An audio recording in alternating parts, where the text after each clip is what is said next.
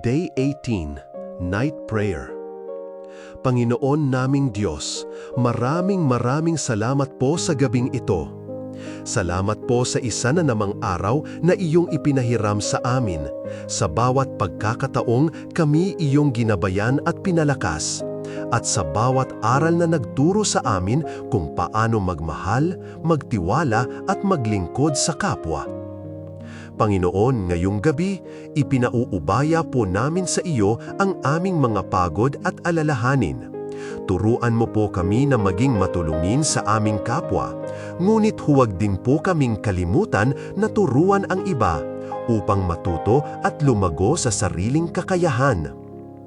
Patawarin mo po kami sa aming mga pagkukulang, sa mga pagkakataong kami nagduda, natakot o hindi nagtiwala sa iyong mga plano. Linisin mo po ang aming mga puso at gabayan mo po ang aming mga isip sa tamang landas. Panginoon, ipinagkakatiwala po namin sa iyo ang aming mga pamilya, mga kaibigan at mga mahal sa buhay. Bantayan mo po sila sa buong magdamag, ilayo sa kapahamakan, sakit at anumang panganib. At sana sa paggising naming bukas, naway magkaroon po kami ng panibagong lakas, panibagong pag-asa at mas matibay na pananampalataya sa iyo, Panginoon. Muli po, ibinabalik namin sa iyo ang lahat ng papuri, pasasalamat at pagsamba ng aming mga puso.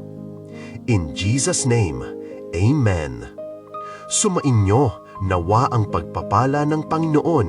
Mag-comment ka ng Amen. At kung may naitanim sa puso mo ngayong gabi, huwag kalimutang i-like at i-share ang video nang mas marami pang puso ang maaabot ng salita ng Diyos. Magkita-kita ulit tayo bukas para sa ating daily prayer routine. God bless us all. Good night, kapatid. Neil Learn Official. Not for fame, but for faith.